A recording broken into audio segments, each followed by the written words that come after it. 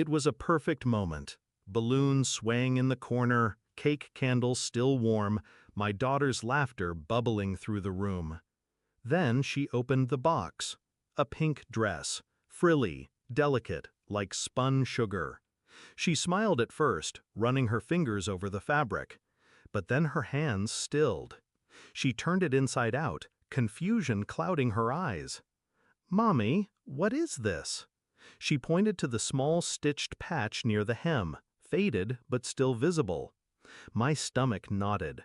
It was a monogram, 3 letters. My name, not hers, mine. And suddenly I was 7 again, standing in front of my parents wearing that same dress, the one they had forced on me for every special family occasion. Back then, I didn't understand why it was always pink, why it was always that dress. But I learned. It was their way of branding me, of reminding me I was theirs to display, to control, to humiliate when I stepped out of line. I thought I'd escaped that house for good. I thought I'd buried the girl who wore that dress. But here it was, on my daughter's birthday. I didn't cry. I folded the dress back into the box, and I started planning. I hadn't spoken to my parents in 3 years, not since I left my father's business and exposed his creative accounting to the authorities. Not since my mother told me, in the coldest voice imaginable, that I'd ruined the family. They'd tried to reel me back in, letters, money, veiled threats, but they'd never dared approach my daughter. Until now. The dress wasn't a gift. It was a warning, a reminder that they could still reach me. That night, after my daughter fell asleep, I poured myself a glass of wine and spread the dress out on the table. Every stitch was perfectly intact. I traced the monogram with my fingertip, feeling the heat rise in my chest. They thought they could intimidate me. They forgot who they'd raised. The next morning, before their calls started, I went to my office. I pulled out the file I'd been building for years. Photographs, bank records, property deeds. My father had always been meticulous, but arrogance makes people sloppy.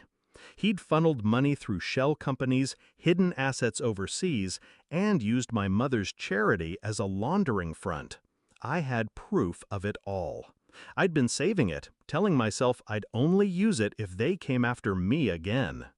Now, the box on my kitchen table told me it was time. I didn't confront them. I didn't answer their calls. I simply made copies, 3 sets, one to the tax authorities, one to a journalist I trusted, and one to their lawyer. By noon, my phone was vibrating nonstop. When I finally picked up, it was my mother.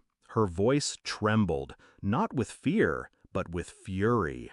"How could you? Do you have any idea what you've done?" I kept my tone even. "Do you have any idea what you've done? You tried to put my daughter in that dress." Silence. Then, cold as ever, "It was just a gift." No, it was possession, just like it was with me. You wanted to remind me who I belong to. But you forgot something. I don't belong to you anymore. And neither does she. I hung up. By evening, the first article was live. Headlines screamed about financial fraud, embezzlement, tax evasion. Photos of my father shaking hands with politicians. Quotes from anonymous sources about years of intimidation. Their empire began to crumble in hours. I watched the news while eating dinner with my daughter, the dress still boxed on the counter. My phone buzzed every few minutes. Unknown numbers, blocked calls. I ignored them all. That night, I slid the box into the fireplace. The flames licked up the pink fabric, curling the monogram into ash. 2 days later, I drove past their estate. Reporters crowded at the gates. Police cars lined the driveway. My father's precious imported fountain stood dry and cracked, its marble stained by rain. I parked down the road, out of sight, and let myself feel it. Not joy, not triumph, just the quiet satisfaction of knowing they could never touch us again. They'd built their lives on control, on taking and branding and bending people until they broke. But I hadn't broken, and now they were the ones on display.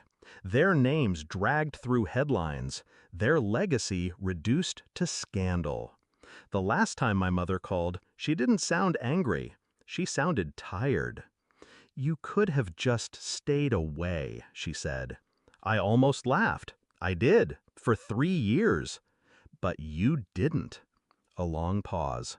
Then she whispered, "That dress wasn't meant for her. It was meant for you. To remember where you came from." I let the silence stretch before I answered. I do remember. That's why I made sure my daughter never will. And I ended the call. Sometimes when I see my daughter twirling in her room, wearing whatever bright, mismatched clothes she's chosen that day, I think about the little girl I was, the one who wore pink because she was told to, who smiled for photographs while her hands itched to tear the fabric off.